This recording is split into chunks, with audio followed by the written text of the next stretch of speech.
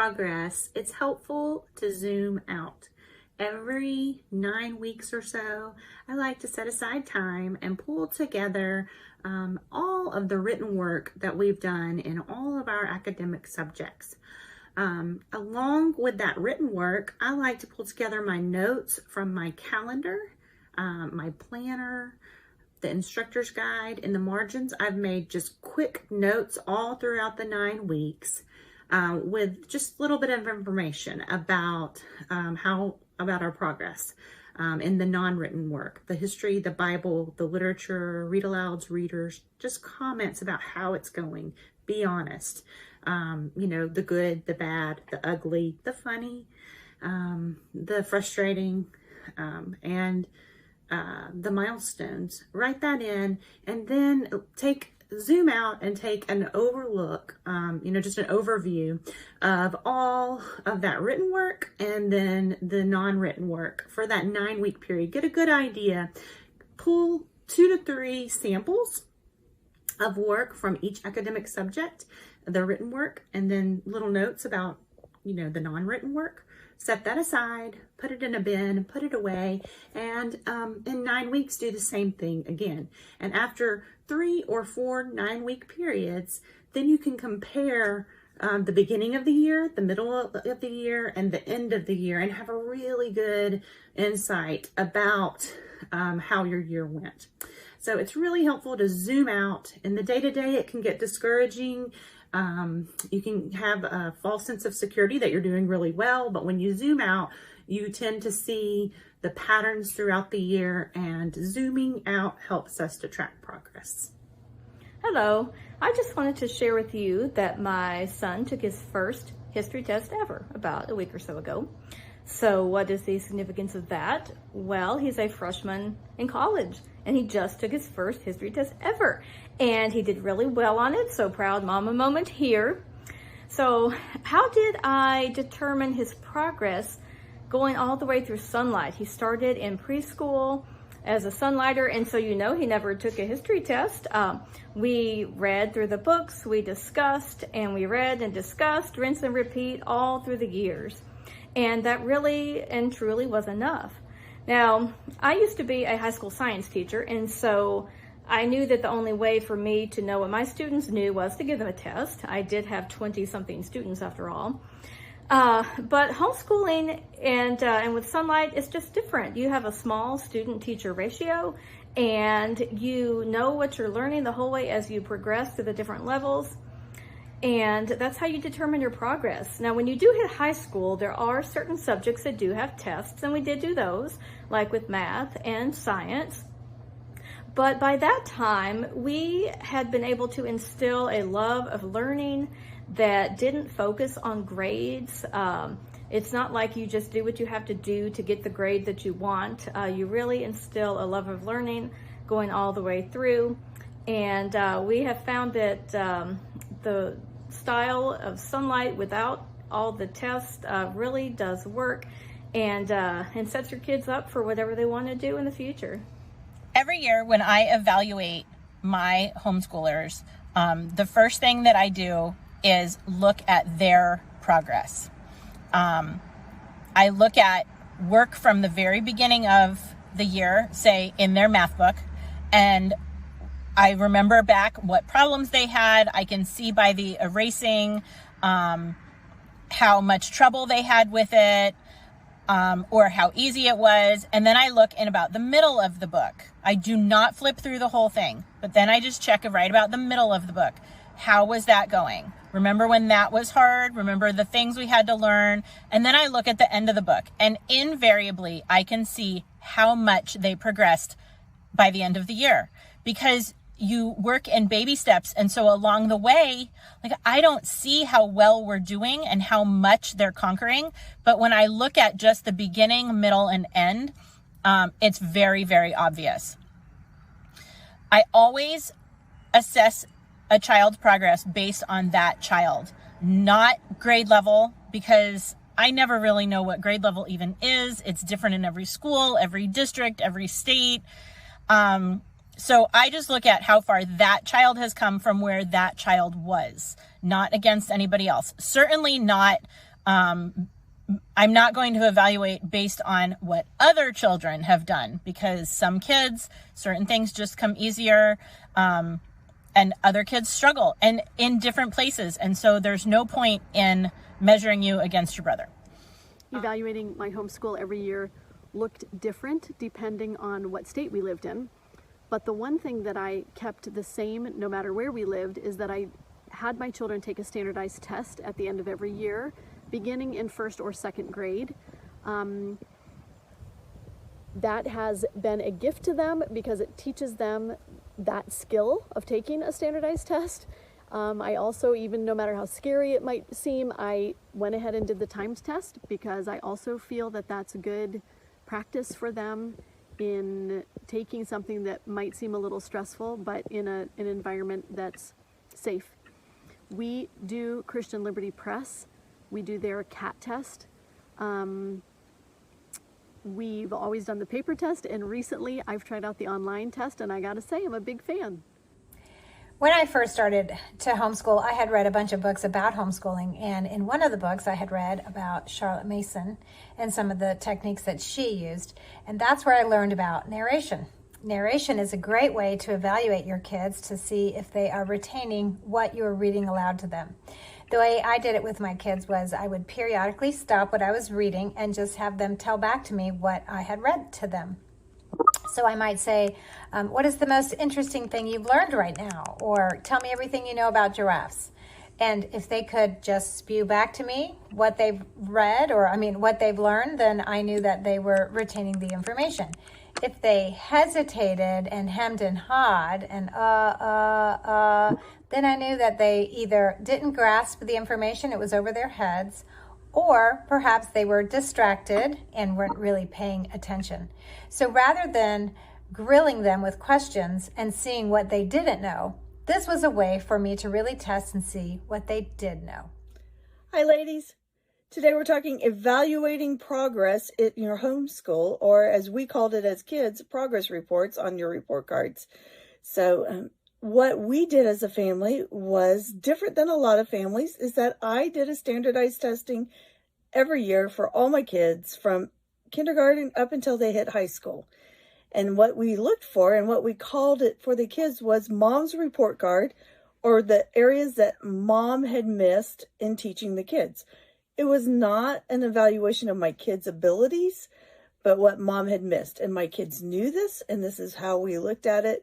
So with 4 kids, you often, once you start teaching, you realize, oh, this is easy. So my example to you is my first kid was great in math. Math came easy for him, and so we did not struggle.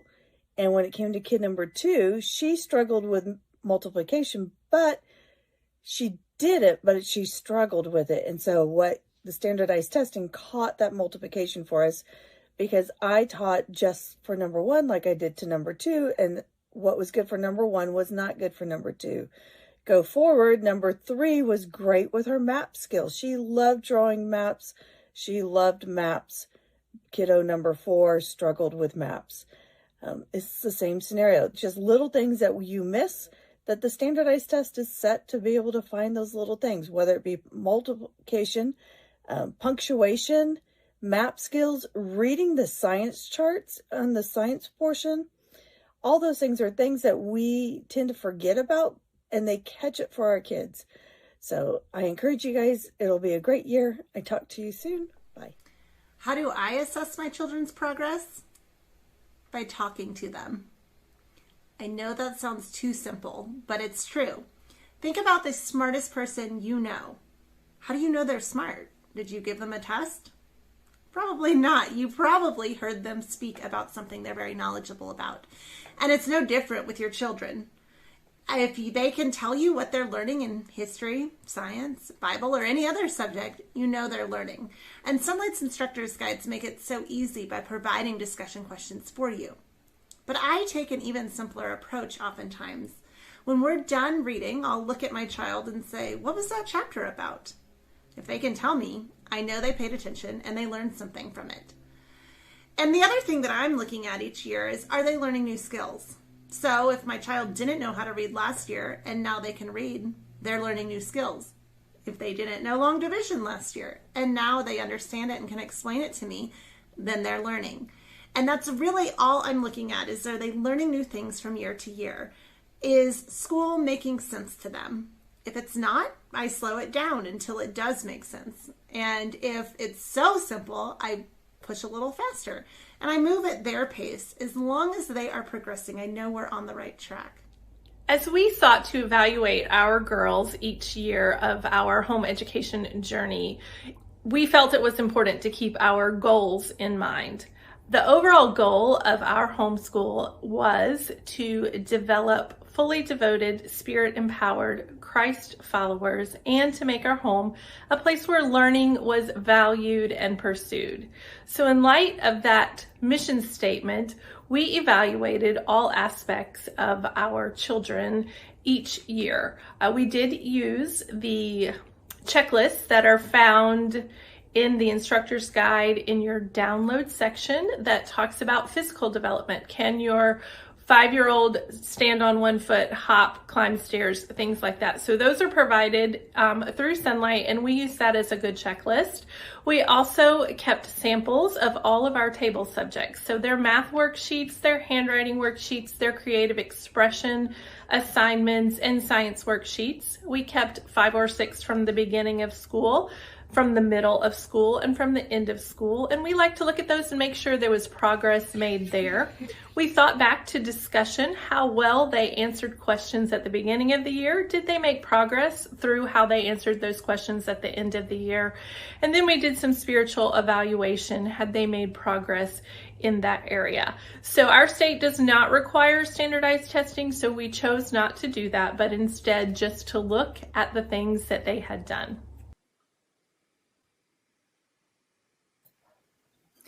Welcome, everyone. Thank you for joining us for today's Homeschool Helps and Hacks, where we'll be talking all about evaluating your students' progress. So you heard from our mentors there in that early clip, and I'm going to be joined by Anne and Christy live as well.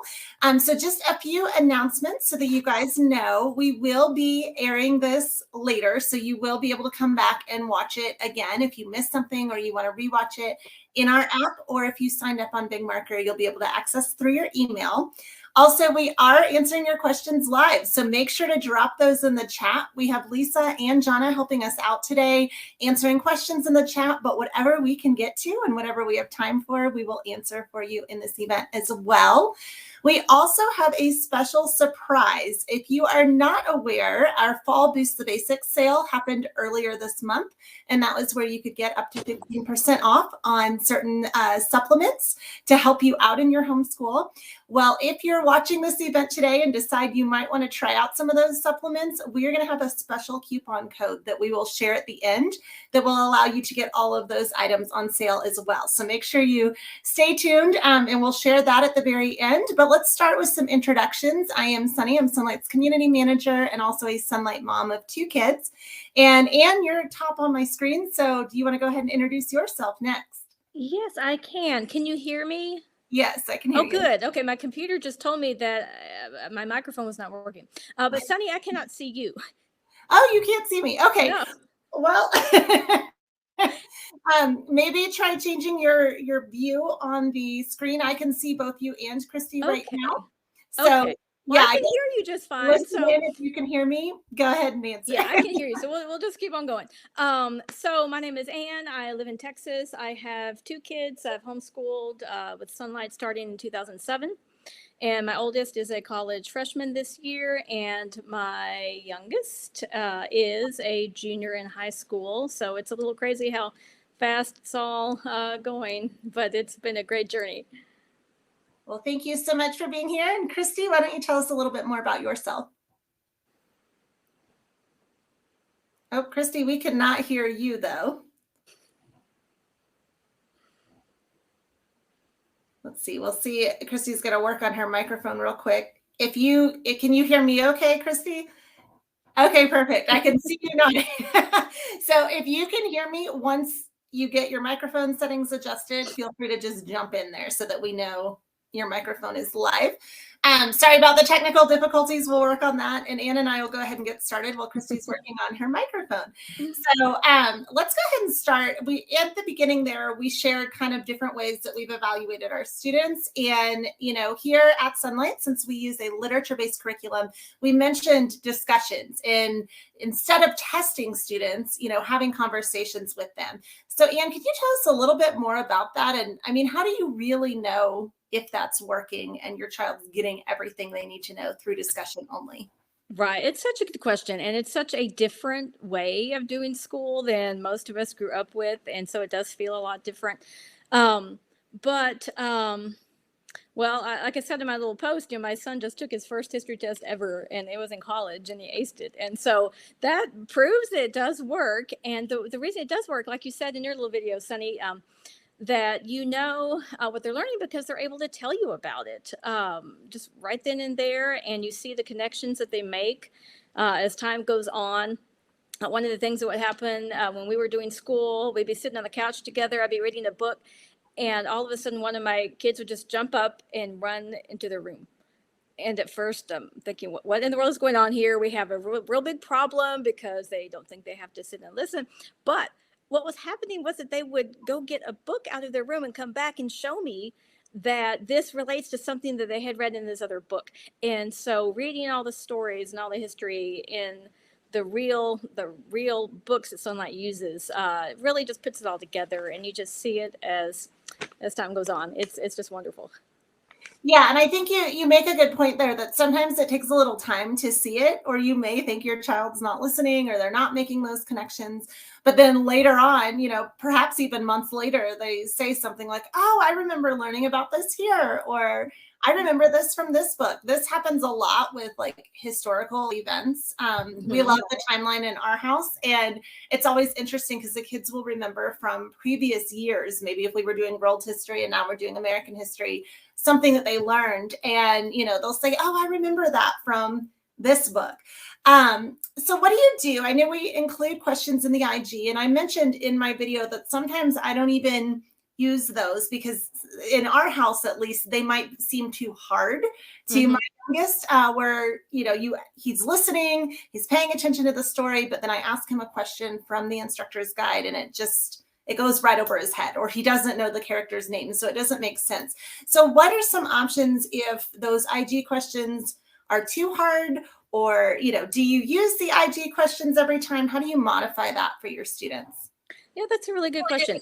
And I'm getting some feedback on myself. Can you hear me okay? I can hear you fine. Okay, yeah. good. Thank goodness. All right, so that has happened to us too, especially when it came to the read aloud questions. And I would ask the question, and my son would just be like, I have no idea. So one of the things that I started doing for a time was writing down the questions and showing them to him ahead of time. And that really did help a lot, because then he was able to see, know what to listen for, what kind of questions he was going to have to answer. And that method really did help.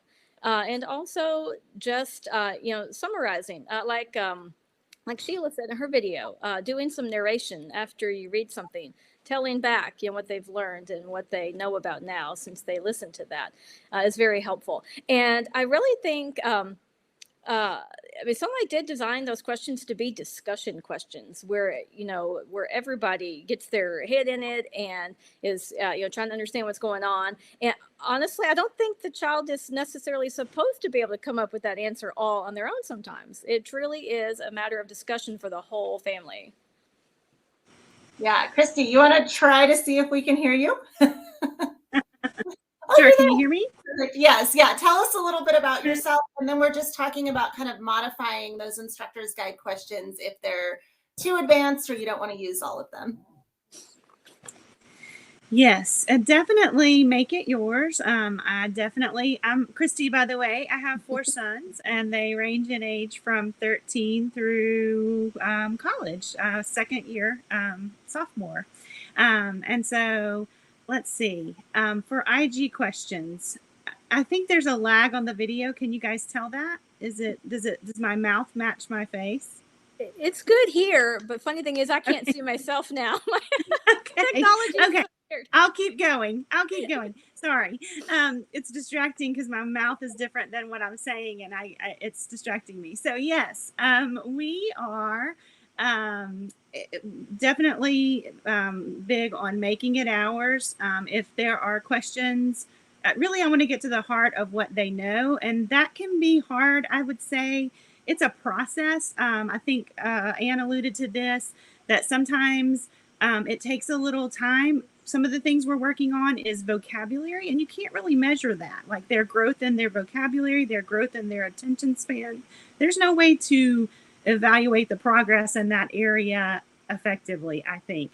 The big thing is patience on my part as I'm, talking to my students and knowing that as we go, I will watch for things that they're doing outside of those questions if they're not big on answering the questions, because I might see them playing. And I've seen you guys say this in the app too. You'll see your kids playing and acting out something that they've done, or that you hear them talking in the next chair at the dentist and they're talking about Julius Caesar.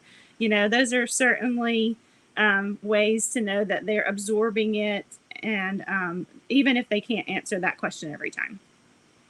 Yeah, that's very true. And some of the other mentors mentioned standardized testing. I know different states require different things. We actually have a question in the app from Jeanette saying that she's nervous about the organization aspect of giving a standardized test at the end of the year. Her state does require it to be done annually, starting within 1 year of starting your homeschool. And so her kids are 5 and 6 and in first grade and already looking at that standardized test. Of course, for older kids, eventually they probably will take an ACT or SAT for college admissions and things like that. So how do you get your students ready for a standardized test, or how much pressure do you put on that if you have to start out in a younger grade?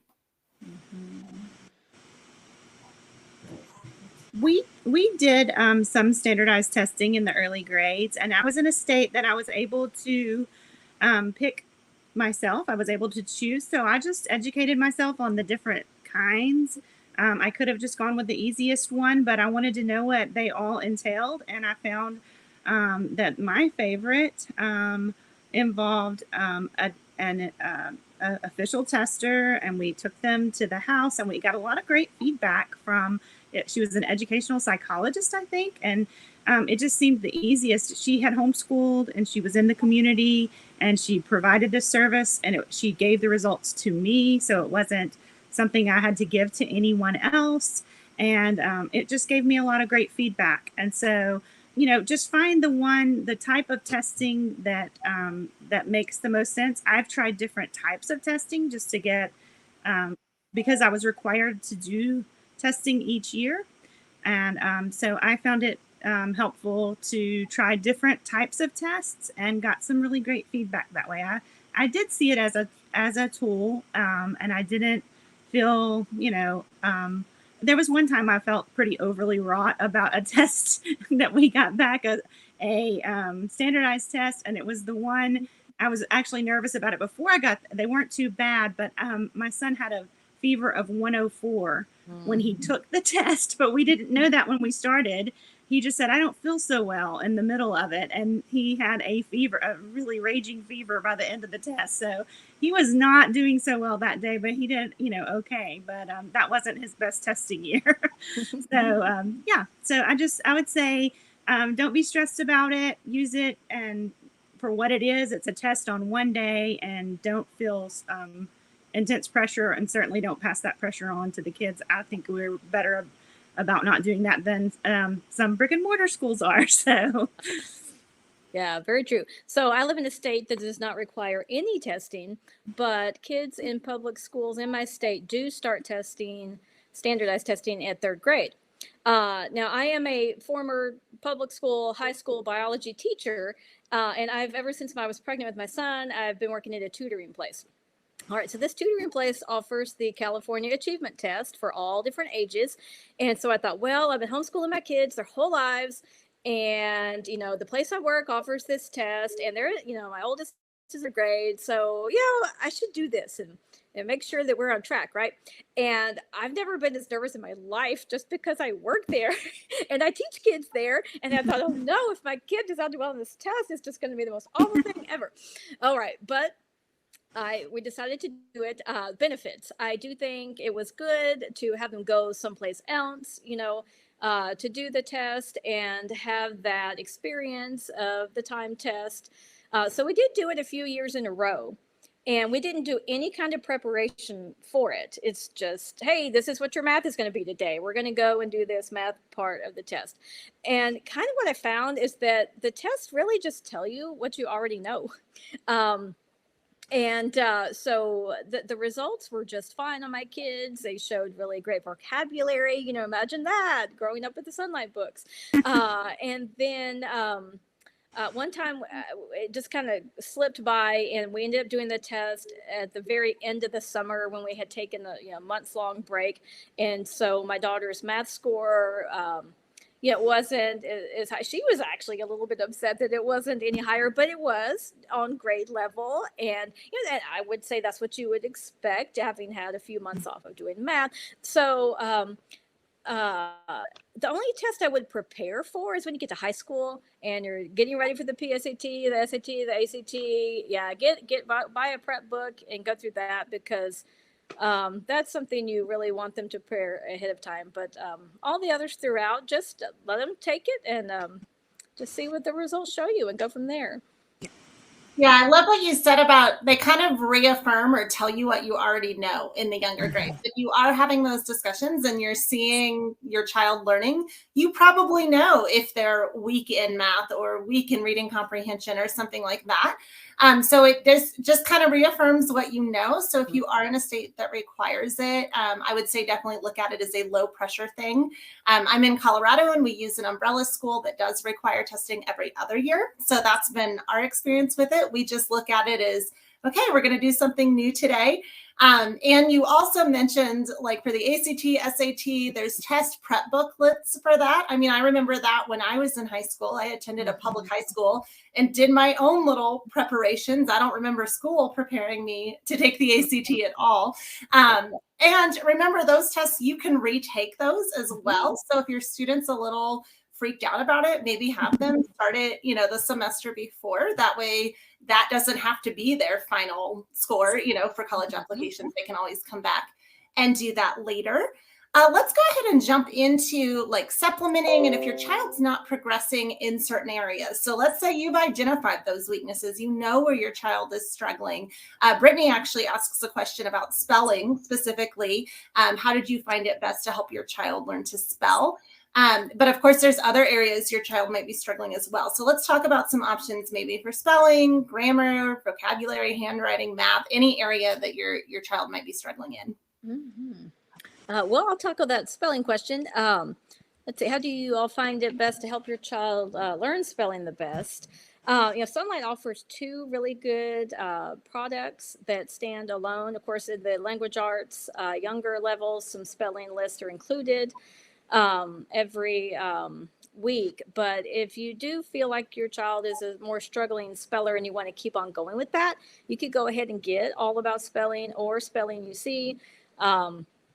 And go with those all the way through the levels. And I used All About Spelling, and I know Christie used Spelling UC. So it's kind of nice the two of us are on here. But All About Spelling is very hands-on with little letter tiles and using those to spell words and learning the rules and making the review individualized. If you don't get a word, you put it back in the review box. If you got that word down, you put it in the mastered box, and you don't have to look at that one again.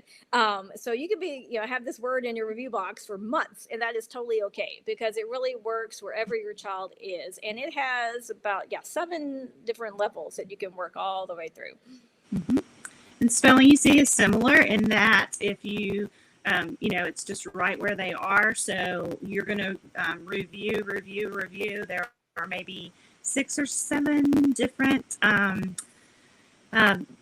types of words that you circle or shade. And the spelling UC, you're able to visually see. And each time you mark these letters that you mark, whether it's a silent letter or any of those things that you need to remember in spelling.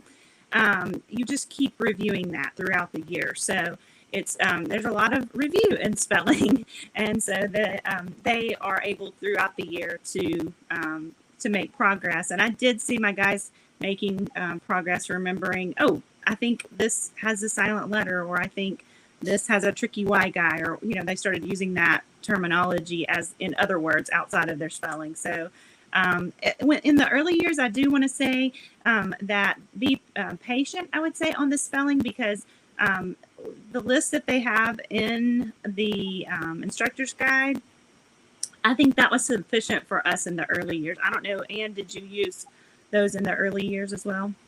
Yeah, I did. I used them. Well, yeah, first grade I did. That's when they're introduced. And he was having a hard time just remembering all of those. And so second grade is when I jumped into all about spelling. Yeah, and I did all about spelling too a little bit. So yeah, we and so and so we started back at level 1 with that in the second grade, because he was just having trouble mastering those word lists. And so we went with that other product that Sonlight sells, and it worked great. And so I just started my daughter with that since I had it, and we just went all the way through. Right. Yeah, and I think that's a good point to kind of start with what's in the IG. Sonlight Language Arts does start with spelling. And we do have optional resources that are scheduled in if you want to use them in some of the later language arts. It's like Explode the Code and Grammar Ace and different products like that. But I always start with the bare minimum myself. Whatever, comes with my package, that's what I start with. And then I add on if my child needs it. So like for handwriting, we do additional handwriting until that child writes legibly. And I always tell them it's up to them, how well they write this year is going to determine if they're using handwriting next year.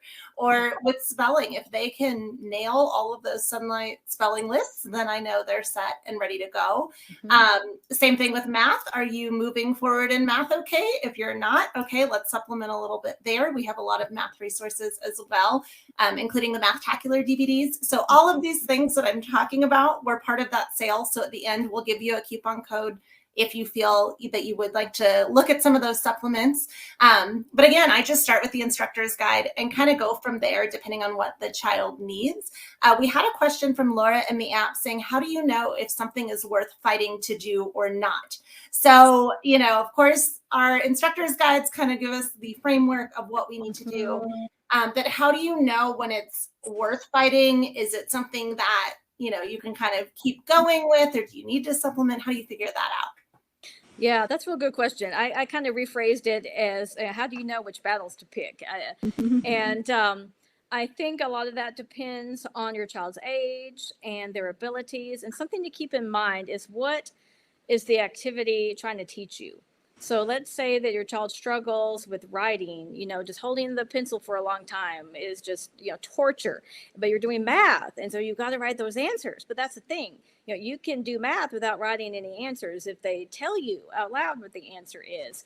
And so you can always just make sure that you do the activity. You can modify it, but you're still doing what the activity is meant to do. And so that is definitely something to consider.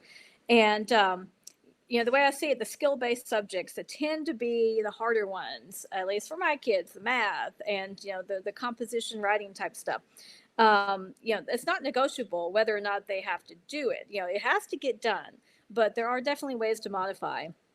And one of the key things, I think, with the writing part when the kids are younger is to be their scribe, because they might have all these ideas, but they can't physically or mentally write down what they're thinking at that time. For my son, it was more about the 4th grade that he could do that. Maybe a little younger for my daughter. So that's something, a way to get those, battles tackled is to make, do the job, but modify so that you take out what's making it difficult for them. Yeah, and I would see if there's any way to reframe what you're doing.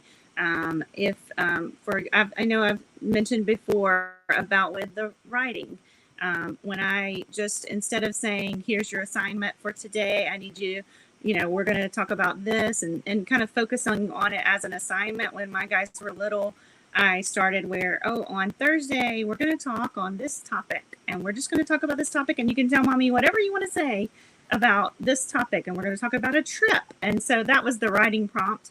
I just didn't, frame it as an assignment, and made it more fun time that we're going to spend together. And once a week, we get time, just you and me. And that, when I'm a bit busy with 4 children every day, then setting aside 15, 20 minutes to sit down with one child and just focus, that was a positive thing instead of, presenting it as an assignment. And so I think sometimes we can reframe things, or maybe if it's math and you're at a certain point, maybe you can look into math games where you can make it fun, go outside, reframe it in some way that you meet them where they are and realize it's hard for them right now, and we can help them through that. So true. Yeah, we're getting a lot of questions about kind of the level of your student. So we'll speak to that. Maria's asking, how do you know if your child is behind? And then Jessica has an advanced 4-year-old, and she's wondering if it's too soon to start him in an HBL. Plus, Sarah, one of our Sonlight newbies, said she's doing level K and struggling with history because the last 2 read alouds were over her head. And so she would love advice on whether to keep going or go for a lower grade level for the subject. And just in general, what do you do when a child maybe is at different levels in a program, or how do you know if they're ready to start a program or if they're falling behind? How do you figure that out? I'll start with a 4-year-old. With a 4-year-old, I don't know if you have seen the preschool program and the pre-K program, but those are both excellent programs to do, and before you get into the HBL programs. If you have already done those and they did well with those, then I would just say do the next step. And I do think it's okay to acknowledge that a lot of people are saying A before K. And we've heard that feedback, and I think that that's okay to say out loud. That a lot of people have said if you're doing K and you're noticing that some of the read alouds are above where they are, I think it's okay to consider if you have A, or if you're interested in going with that, some of the titles for May to test those out, and then consider purchasing that and doing it going the different way of going A first, then K, if you have that option. I do think a lot of people have mentioned that, maybe even in the app, I think. So, yeah. And then always keep in mind that you can completely take things at your own pace. There is no reason or no law that you have to finish an HBL in 1 school year. You can slow it down, take a couple of years to do it, and that is totally fine. And your child may be at one level of the language arts and a different level of HBL and different level of science, different level of math. It's so customizable that you can really meet each child where he or she is. And so definitely keep that in mind also. So we did the 4-year-olds. What else? There were a lot of things in that question. Yeah, there were a lot of things. Yeah, we had a lot of questions coming in. I actually want to speak to 2 things that you guys said. Christy mentioned level A and K. Keep your eyes tuned for next year. There will be some changes to those programs because we have listened to customer feedback. And so we are making some changes to make them a little more age appropriate. And then, Anne, you mentioned you don't have to do an HBL all in 1 year. And this is something that I'm doing for the first time with my now 3rd grader. When we started, K was not an option. So I started him with level A in kindergarten and just moved him a little too fast. He took a long time to learn to read and some things like that. And so now we're doing level D, which is not even recommended till 4th grade, over a year and a half. And then we'll do E over a year and a half. So it'll get him back into that age range where he should be. We always recommend that. Look at the different recommended age ranges for Sonlight. If your child is starting out with Sonlight, they can usually be a little younger in their level, but if they're coming out of school, we usually recommend that they're on the older end of the age range. But if you need any help picking out what's right for your kids, definitely reach out to the Sonlight advisors. They are great at this, and you can slow down your levels if it's going too fast, which is what I'm doing. And this year has been one of our best years yet because we're really moving at my son's pace. We do have a question about that a little bit. Sarah is saying that her daughter is falling behind and struggling with self-doubt. She's tried to be encouraging and supplement, but she's not sure what to do. We also have one of our Sonlight newbies saying that she's doing the kindergarten level all subjects, and she seems to be keeping up with everything except the language arts, and that reading is hard. And so she knows she might not be ready to read yet, but she's wondering how to progress. If you are at different levels in different subjects, how do you figure that out?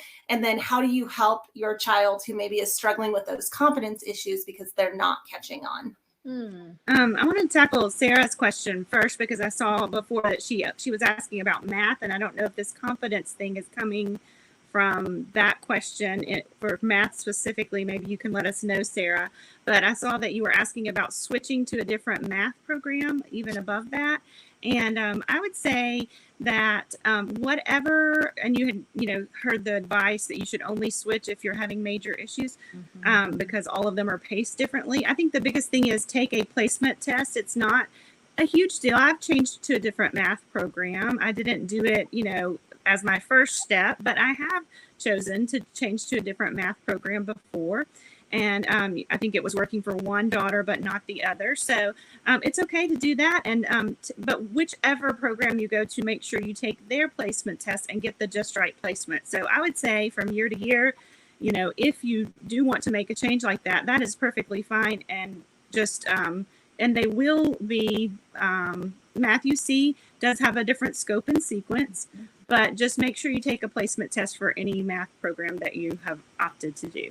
That would be my advice on that. And so, yeah, I was going back a little bit on that because I saw that she'd asked that question, Sunny, so we can go forward now. Yeah. Sorry. Oh, no worries at all. Yeah. So, yeah, Anne, did you have anything to add either to that question? Oh, well, I was going to, about the LAK thing. I know that the language arts, especially at the younger years, kids have different, they develop those skills at completely different rates. And I remember when my son was 4 and learned all the sounds that the letters make. Oh, well, he's ready to read, right? And so no, you put CAT, he'll tell you act. That's out. I mean, he could not put it together whatsoever. He just wasn't there yet. So I just put it all away and brought out the LAK the next year. And then he was ready. So for a subject like the language arts, if you find that they're not there yet, just put the whole thing aside because it'll be there when they're ready. And keep doing your read alouds and your math and your science, and just pick it up a little bit later because they will catch up at some point. And Sheila, 2 times this week, I think I saw this great quote. I really should have looked it up, but about like if you're trying to plow your ground in January, if you just waited till March, it would be so much easier. It's so true with so many things, especially when the kids are younger. Yeah, and remember there's different levels, especially when it comes to reading. I think before I started homeschooling, just assumed every kid learned to read around the same age, but it's actually very wide, that range. I had one child who was an early reader, read super young, and I thought, oh, this is easy. I can teach any kid how to read. And then my second child came along and he struggled. He had vision issues, and there were several things that we had to get down, and figure out what was going on because he just was not reading. But that is a very wide range. So if your child is not reading in kindergarten, do not worry about that at all. Like Anne said, keep reading those read alouds to them so that they're hearing good literature. And then eventually, obviously if it keeps going, look at getting them evaluated on the outside. But there are, it's very normal for kids to be in a wide age range there. We do have a question from Stephanie saying that she just pulled her son out of a private Christian school this week. He is gifted in ADHD. She's also homeschooling her daughter who is autistic and has a demand avoidance against anything she perceives as traditional school. So she's asking if Sonlight will work for both of those kids. Can you guys speak to that? How maybe you can modify it if necessary, or, how you would teach 2 very different learners. I don't think Sonlight looks at all like traditional school. And so, I mean, you got that covered. Rarely do we even sit at a table to do school. We're on the couch most of the time. Even math, ended up on the couch. I mean, you could sit with your book in your lap. So we don't really do anything sitting straight up at the table or anything. So in that aspect, Sonlight definitely has you covered. And I didn't catch the first part though of that. The first part, she just pulled her son out of private Christian school. He's gifted in ADHD.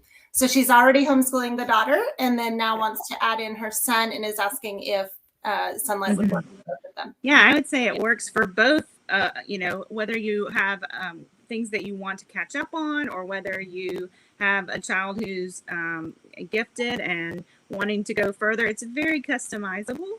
And I would say that in the early years, one of my guys told me that he told me years later, but he told me in the early years, he was at an embarrassing age before he realized that a lot of the subjects we were doing were actual school. He knew that math was school because it involved the table and all of that.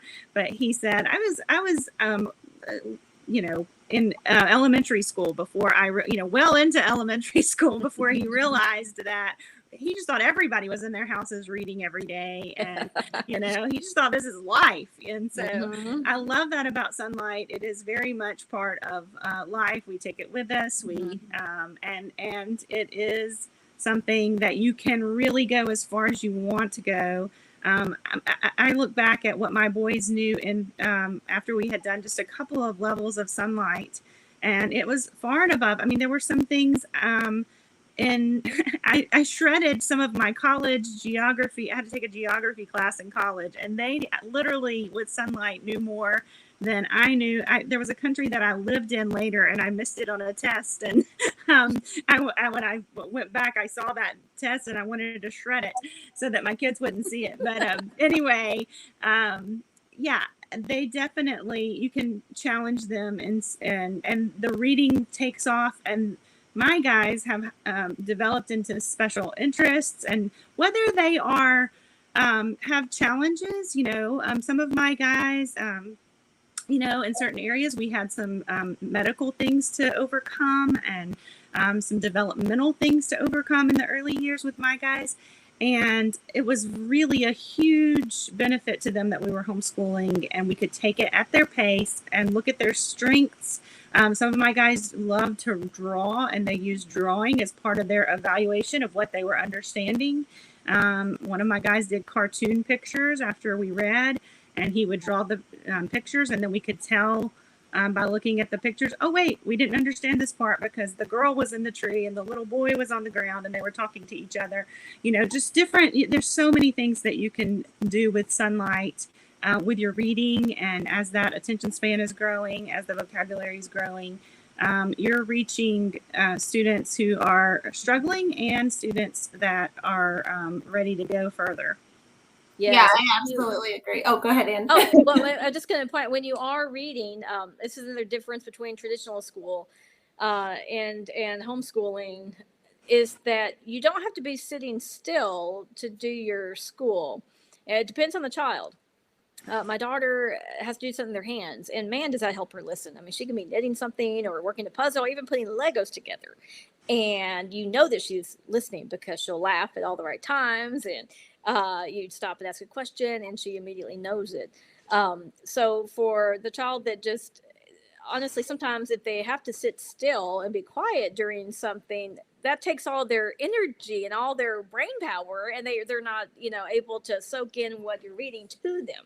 And that's just one of the benefits of taking them out of that other environment and doing it at home. You can meet their needs in that way. Yeah, absolutely. I agree that Sonlight is so easy to customize and it works for a variety of learners. And you mentioned kids that need to work with their hands. There are definitely that type of learner that's more kinesthetic, more creative. And I know I've got one of those. And then I have one that can sit there and not move at all. But Christy, you mentioned that you learn things with Sonlight all the time. I know I do too. Even the most advanced learner, I guarantee you can push them at whatever pace, give them more books to read. And they will constantly learn new things, because I know teaching my kids with Sonlight, I learn new things all the time. And then because it's using stories, it's fun. It doesn't feel like school. You're not sitting there listening to a teacher lecture or, write stuff out on the board. You can read a book, and it just makes it so much more fun. And it's something that you share as a family. Stephanie's saying, thank you ladies so much. Well, you're welcome. We're thrilled to answer everybody's questions today. If we don't get to your questions though, keep asking them because Jonna and Lisa are there in the chat and they're helping us out as well. Now let's talk a little bit about attitudes, changing behavior. Maybe things have been going really well with your little kids and then they get a little bit older. That's not the case. We have a question from the app saying my daughter is 12 and in 7th grade. We are working through level G this year. My question isn't about academics, but attitude. I know it has to do with her age, but I am surprised with my daughter's attitude regarding schoolwork this year and her attitude in general. Do you have more advice for mothers and preteen daughters? I'm looking at changing my parenting strategy as I'm teaching and parenting the same as always, but maybe I need to step back and give her more independence and responsibility. I will tell you, I have a 13-year-old daughter, so I feel you on this one. You two also have teenagers. How did you handle that transition from, the early years to now? Yeah, I think it's interesting. She's already pinpointed that, something might need to change, with how she's teaching or something like that. And I agree 100% with that. Your role as homeschool teacher goes through these different phases as your kids get older. You're going from basically being in charge of everything to having them gain some independence. And so if that is an issue, there is no reason why, your child cannot have some sort of say about their school schedule, what they might want to do first and so on.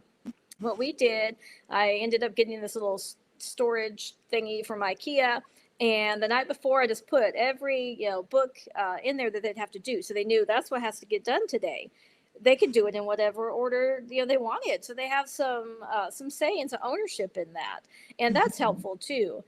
And so now that my daughter is a junior in high school, we just kind of get together after she does things and check in, and I'll ask her some of the discussion questions and things. But she's taken ownership of basically all of it. And so that's a gradual process. It just doesn't happen overnight. And so your daughter may be, hitting that stage where she's ready for a little more of that.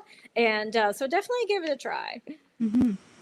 And I'm really glad that I first, before I was a mom and before I was a parent, I taught overseas for a couple of years. And my second year of teaching overseas, I taught with a family that had a 7th grade girl. And her dad would come in and he would sing. He would come into we had a little parent-teacher meeting with the mom and the dad and me.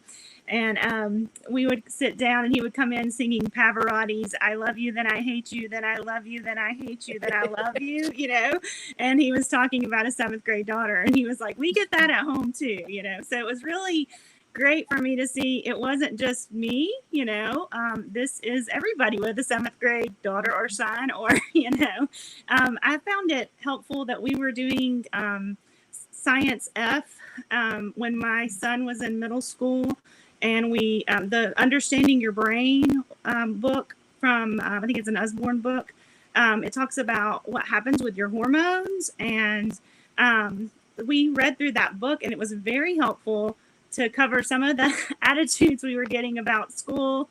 And we talked about hormones and how they change at different times in your life. Like mine are changing right now and his are changing right now. And we're going to get through this together. So there are times that we just have to stop and have a moment of honesty. And, if they're being disrespectful, I will tell my guys if I feel disrespect from them. I don't allow that. And we deal with attitudes as they come up. And that it is hard to do, just like in the toddler years, it was hard to establish some boundaries. Redoing that again, after you've been through some maybe relatively easy years, then coming back again to cover some of those harder attitudes and things that you have to deal with, it pays off later. But in the moment, I know it does get tiring, but just be assured that if you deal with it little by little now, it does pay off and you'll see the benefits going forward and you can get through it, and asking the app will be there. Yeah, absolutely. I'm going to share a tidbit that I got from one of the other Sonlight mentors. Amber actually shared this with me when I was talking about my daughter who was the stereotypical firstborn, very sweet, compliant child. And then those hormones hit and I was like, who is this kid? And I don't know what to deal with or how to deal with her. And what she told me is when your child starts to push against you, don't pull away just because they're not young and cute anymore. It's very easy. If you think about like a toddler, they throw fits all the time, but they're still cute. They're affectionate. They'll tell you, I love you so much. It's very easy to stay sweet and cuddly with them. But once your kids are older and they start giving you those attitudes and they're being disrespectful, your tendency might be to kind of pull away from them and, oh, they hurt my feelings. I don't want to talk to them right now. But the advice that Amber gave me was that's when they need you the most. So I have started whenever I feel kind of that pushback from my daughter, do you need a hug? Let's just sit down. Let's stop doing school or whatever we're doing. Let's just hang out together. And I found it actually makes it easier then to move on towards school or things like that, because now, our heads are on straight and we're not in that like fight mode anymore. So that's something that Amber shared with me that I've used in my own home and I love it. So yeah, definitely get in the app. All of the mentors, we've all been there. We all have teenagers or had teenagers. And so we would love to share that type of advice with you. We are running low on time, but I did want to get to one last question from Katrina in the app. She said, I would love to hear the perspective on how many activities work for successful Sonlight families. So like how much is too much in the afternoon and the evenings? Do you use certain criteria to evaluate if your kid needs or deserves to be in an extra activity? So I assume we're talking about sports and music lessons and things like that. So how do you guys determine what your kids can do, should do, what they deserve to do, etc.? Yeah, look at finances for one thing. That is definitely a factor. So look at your finances, how many kids you have. And so those things will differ for everybody. And then another question to think about is, do you want to have an evening together? Do you want to be able to eat dinner together at least one evening a week and plan things all based around that? Because all of these after school activities are so good and beneficial. You can check off that PE box and on your high school transcript if they're doing a basketball team or something. And it's just great. But it definitely is a balance. But like I said, I would look at finances, how many kids you have. If you've got a large family, one activity per child is probably going to be enough. We found a team where our guys are all on a team. Now, of course, there's an elementary, middle, and high school. And thankfully, this year is our first year that we don't have an elementary. We don't have all three levels. And so we're not doing the whole schedule. But still, it does. Their practices are together. If you can find anything like that. Also, if you have students I have a mix. I have some students who want to do all the things and some that like maybe we have to kind of even encourage him to do an activity or two and help him get started, and then he loves it, But I would say if they are that student that loves to do all the things, we do have to make a decision and pare it down to what we can do. We have it is a good idea to have a standard of how much to do, and we do not, and we need that actually at our house, because we have one who is over. He has too many activities this year, so we are with you. Well, that's something, too, to kind of look at. For a while, my daughter did competitive dance team, and it was the biggest time suck. She would spend hours each night at the studio, and then every weekend we would be traveling to competition, and we realized that was just not working for us. Plus, our poor son was not getting to do anything except go watch her dance.